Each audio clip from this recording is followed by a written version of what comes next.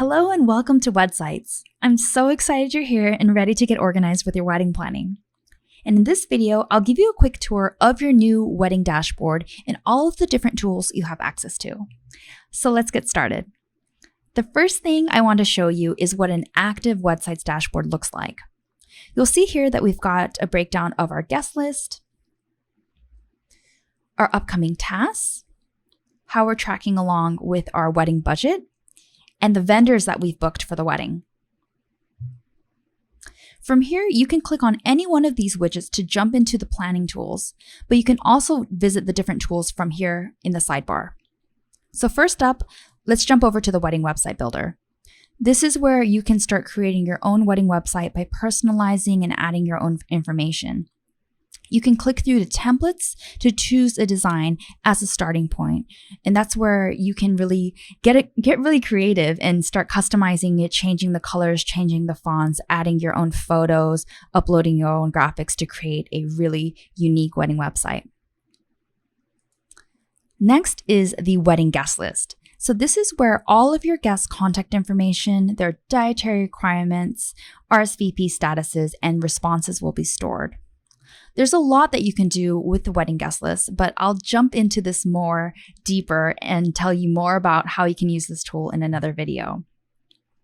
So the next part of the guest list is the households. So households are used to group together couples, families, and singles with plus ones so they can all RSVP together at the same time. You can also use the household name to address multiple people when sending out the emails through the platform.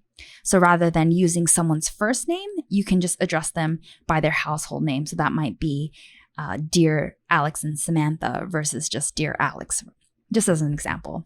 But we'll get into that more into another video as well. So next is groups. Groups are used to group together families and social groups to help you organize your guest list. So when you're creating your seating chart, if you are having a seating chart, the color coding comes quite in handy, and I'll be sure to talk about that more when we dive into the seating chart builder. So the next tool is the RSVP form builder. This is where you can create a custom questionnaire form for your guests to answer when they visit your wedding website and RSVP online. You can also add your own questions and create additional events for your guests to RSVP to from this page. And once your guests start to RSVP, you'll be able to see all of their responses and a summary of the responses that have come through by clicking on these two sections here. The next section that we're going to talk about is the stationery section. So this is where you're going to have access to the matching save the date and invitation card that match the template that you've chosen for your wedding website. From here, you can go in and edit the card, change the information, and even upload your own stationery image to replace the card that you see here. So this is perfect if you've hired a graphic designer, or maybe you're quite creative yourself and you've designed your own stationery card. Next is the compose section. So this has everything to do with sending emails to your guest list through our platform. So here you've got 6 different little cards that you have here to help you get started based on what you'd like your guests to do. So we've got to see the save the date, the invitation. If you're wanting your guests to send you their contact details, you can do that through here. Or if you need to send some of those last minute stragglers who forgot to RSVP by your deadline, if you want to send them a little gentle little nudge, you can do that through this RSVP reminder option. If you want your guests to visit your website to see the latest information that you've provided, you can send them there. Or if you want to send a plain text email, you can click on this option as well.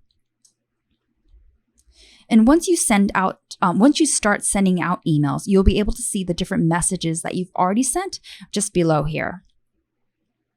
And pro users, you'll have access to the planner section of the dashboard, which will give you access to all of these different smart tools that work together to keep you on track with all of your wedding planning in one streamlined place. Now, as you may have already realized, there's quite a lot that goes into wedding planning, and you're really smart to get yourself organized now in the early stages of your planning.